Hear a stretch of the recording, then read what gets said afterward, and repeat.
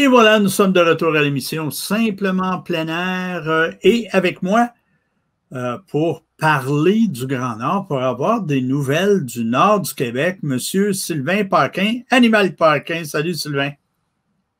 Salut Guy. Hey, là, on parlait avant d'arriver en onde et puis tu me disais qu'il y a beaucoup d'activités là, présentement et puis une petite hausse des températures, mais il faut faire attention parce qu'elle ne sera pas tellement longue. Hein? Ah non, écoute, hier, moins 4 degrés, super soleil, vraiment, ça fondait de partout. Aujourd'hui, c'est encore un moins 4 degrés. Là, c'est gris. Ce matin, on avait bruine verglaçante. Je te dirais, là, ça s'est calmé un peu. Demain, on parle de moins 2, moins 1. Puis mercredi, on retourne vers le froid avec des nuits à moins 25, moins 27, là, mais ça semble varier un peu, mais je te dirais que les dernières nuits de jeudi, vendredi, samedi ont été vraiment géniales avec les aurores boréales qui ont dansé dans le ciel à quelques reprises. C'était vraiment, vraiment génial. Oui, on a vu ça, les photos que tu m'as envoyées, là, je te dis que ça faisait rêver. Hein? Mais généralement, là, Sylvain, je peux me tromper, mais quand il y a une hausse de température comme ça voudrait-tu dire qu'on aurait de la neige à venir? Ben, techniquement, tu vois, ils nous annonçaient de la neige aujourd'hui et demain, puis à date, on n'a presque rien eu. Ça va peut-être être localisé, mettons, chez Sibi. Je sais que des fois, à l'aéroport La Grande, qui est juste à 9 km, il va neiger, puis ici, il neige pas. Puis tu vois, ce matin, il parlait de bruine verglaçante. Puis moi, ici, j'avais pratiquement rien quand j'étais faire ma tournée ce matin. C'est bien gros aléatoire. Oui, c'est aléatoire, c'est ça. C'est plus par secteur, mais là, tu as beaucoup de caribous et de loups qui se promènent autour. Là. Mais là, quand on parle... Ben là, beaucoup, on s'entend, là, pas des milliers comme la dernière fois, mais tu vois, j'ai été chercher mon essence ce week-end. Le temps que je parte du camp tôt le matin, je m'en allais, que je quitte pour l'aéroport en motoneige et que je revienne, il y avait des traces sur l'accotement, aussi dans la neige, dans la vieille trail de skidoo. Les caribous ont couru, tu as vu qu'ils ont couru, il y avait des traces de loups en entour. Ils ont rentré dans mon entrée, ils sont en allés vers le lac, ils ont bifurqué vers les chalets, les loups ont rentré dans le bois à différents endroits. Puis j'ai pas vu comme quoi qu'il avait tué, j'ai pas vu de sang, j'ai pas vu rien. Les loups ont revenu sur la route, puis sont en allés vers l'aire de repos où ils se tiennent.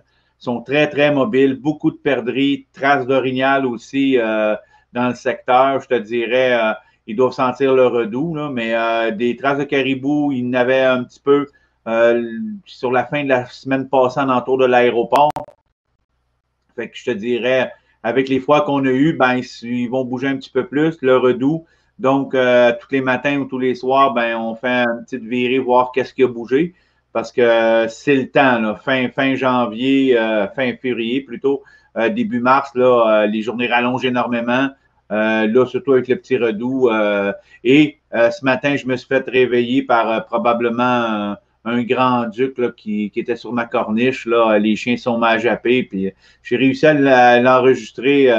Je vais appeler un de mes amis pour qu'il me l'identifie là, parce que hibou, grand-duc, je ne suis pas vraiment spécialiste. Là, puis je vous en redonnerai des nouvelles. Là.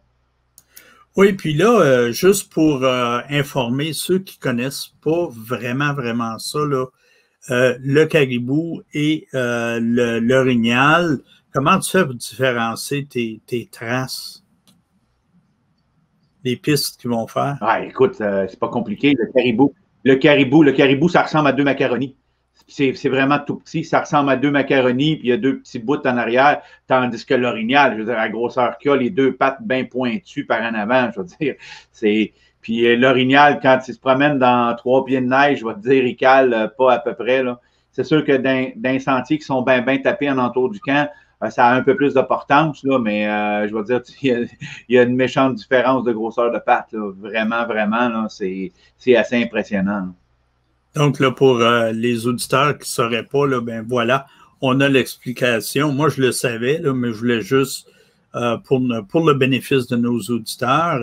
Et puis, autre chose, naturellement, Là, toi, il annonce un refroidissement encore, mais quand il y a de la chaleur comme on a là, le -4, -2, -1, les journées allongent, j'imagine que ça devient un petit peu plus ardu dans les journées plus chaudes à aller au Canadian Tire, là, comme on dit. Ah oui, ce matin, je me suis dépêché d'y aller très, très tôt parce que, je veux dire, un voyage de bois dans le traîneau, dans la neige, c'est un petit peu plus dur. Puis c'est dur sans motoneige aussi. Il ne faut pas oublier que je n'ai pas un 800 avec une fan. J'ai plutôt un vieux un vieux Bravo qui n'a pas de fan pantoute. Donc, je te dirais, un petit 250, ça n'a rien à voir avec les grosses machines avec des fans qui peuvent tirer des palettes. Fait que aujourd'hui, il a fallu que je gauge bien comme du monde pour pas faire forcer la motoneige inutilement. Puis ben, j'ai fait ça hier aussi, puis j'ai fait ça ce matin.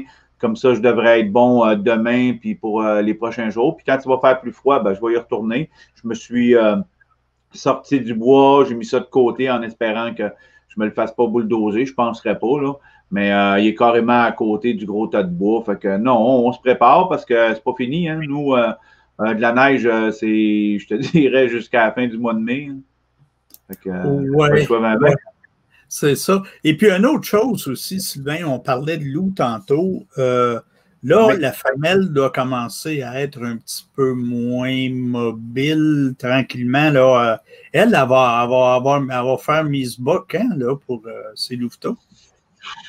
Je te dirais probablement fin mars, début avril. Ça dépend un peu de la température. Soit on a commencé à avoir des pipis de mademoiselle puis des pipis de monsieur. Fait que, tu sais, d'après moi, là, fin mars, là, on la verra plus bien, bien. Fait que, habituellement, c'est ça, fin mars, début avril. Ça dépend bien gros, là, c'est un peu aléatoire. Là. C'est ça. Puis Puis je je te rappelle dirais aussi, qu'avec le changement climatique, tu vois l'épisode où les pipis avec du sang, donc qui commence à être prête. Après ça, que je la vois plus et qu'on voit plus le mâle dominant, donc qui va la garder captif. Tu vois, cette année, je te dirais, c'est un petit peu plus tard, probablement à cause de la température.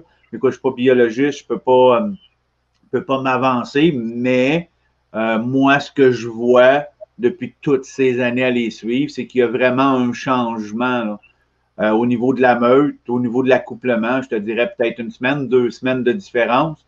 C'est la même chose avec les autres animaux. Le comportement des autres animaux fait que il y a probablement à cause du froid ou pas de froid, ça a un impact. Là, je ne pourrais pas m'avancer, mais moi, c'est ce que je constate. et puis là, ben, naturellement, la nourriture semble abondante pour eux autres, donc c'est bon signe. Ah oui. Est-ce que toi, à travers les dernières années, le vu qu'il y avait un peu plus de nourriture, est-ce que tu as vu une croissance de la meute ou la meute se maintient toujours à peu près au même nombre de loups, là? Ben, je te dirais, c'est un petit peu dur parce que il y a des fois où je serais porté à dire que la meute va justement avoir de plus en plus d'individus, mais tu as des individus que je suis incapable de voir à moins de vraiment tomber dessus dans un aire de repos ou dans comme pas une migration, mais dans un déplacement, parce que tu as des individus que moi j'ai identifié ces caméras que je vois jamais. Ça ne veut pas dire qu'ils ne sont pas dans mon environnement, mais qu'il y a des individus comme la sœur à Frankie, qui est beaucoup plus foncée. Je vais la voir régulièrement devant les caméras, mais c'est très rare que je vais avoir un contact avec. Donc, je te dirais probablement que ça se maintient sensiblement au même nombre, mais là, tu sais, je peux me tromper. Oui, puis là, je rappelle aux gens, naturellement, vous pouvez aussi nous voir sur YouTube.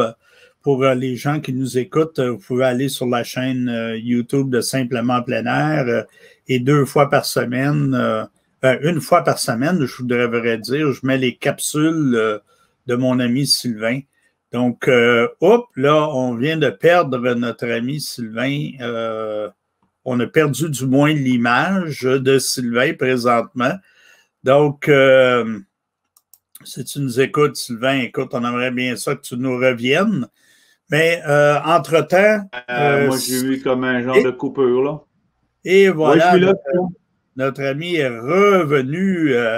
Écoute, Sylvain, si on veut te rejoindre, si on veut prendre contact avec toi, on pourrait le faire de quelle façon? De manière la plus simple, www.animalpaquin.info, puis c'est juste une petite recherche avec le hashtag animalpaquin.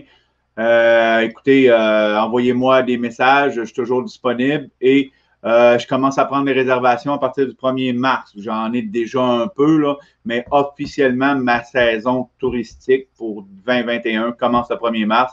Dépêchez-vous parce que ça risque d'être plein cette année.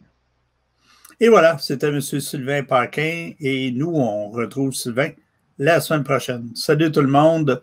Et pour ceux qui nous écoutent, ben, demeurez là. On vous revient immédiatement après ceci.